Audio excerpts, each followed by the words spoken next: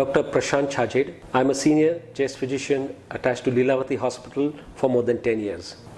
My areas of interest are interventional pulmonology, which includes bronchoscopy and endobronchial ultrasound, interstitial lung disease, chronic obstructive airway disease, asthma, allergies, and sleep apnea.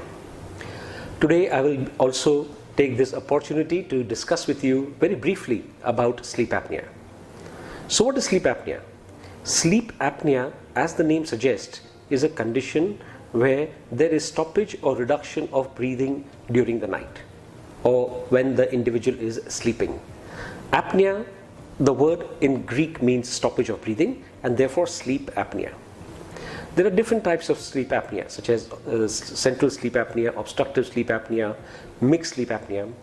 Obstructive sleep apnea, by and large, is one of the most common types of sleep apnea. So what does happen in obstructive sleep apnea? Again, as the word says, there is obstruction during sleep which causes stoppage or reduction of breathing.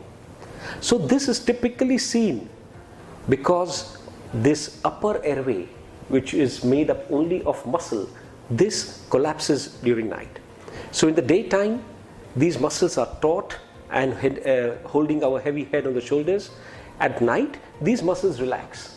And these muscles, when these muscles relax, the caliber of the upper airway goes down. And when the caliber of the upper airway goes down, there might be a reduction in the airflow reaching the lungs, and thereby causing also a lack of oxygenation.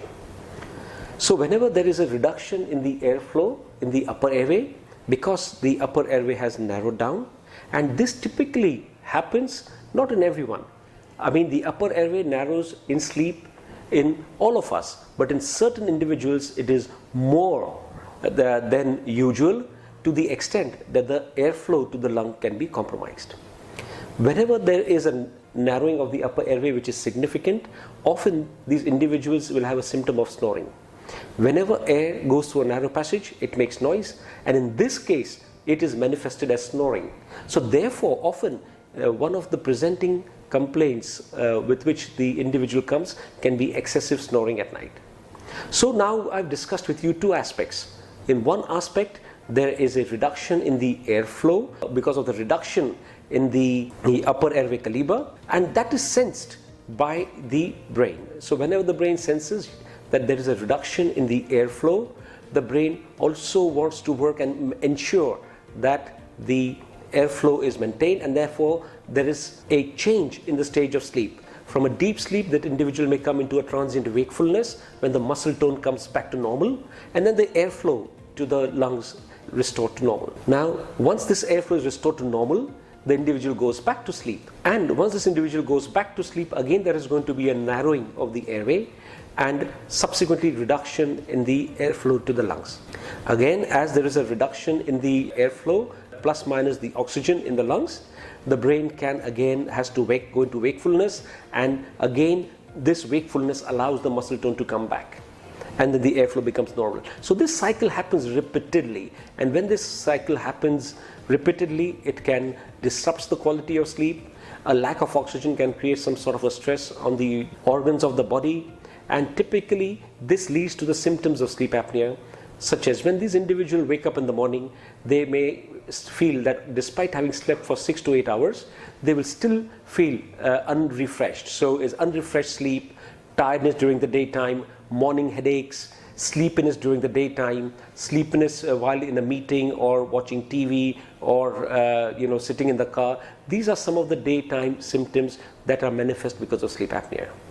Sleep apnea is also associated with blood pressure, diabetes, stroke, heart failure, etc. So in a nutshell, this is about sleep apnea. Therapies about sleep apnea. The gold standard therapy is a PAP therapy, positive airway pressure therapy, and for this, once PAP therapy, which helps to restore the upper airway diameter, and once the upper airway is splintered open because of positive airway pressure, at night the individual can breathe normally, the amount of air going in the lung becomes normal, and also the airway is kept open during the night, and the individual stops to snore. So lastly, how do we diagnose sleep apnea. The sleep apnea is diagnosed using an overnight test called as an overnight polysomnography, where a lot of channels are applied onto the individual. One checks how the individual sleeps, how the individual breathes, how much air is going in the lung, how much snoring is there, the oxygen levels, etc. And if an individual is diagnosed to have sleep apnea, one of the golden therapies, which is I mentioned PAP therapies, the individual may go ahead and get a PAP therapy testing done, which is called as a titration sleep study. There are other options for treating sleep apnea, such as mandibular advancement devices and surgical options, which may be considered in a select patients. Thank you very much.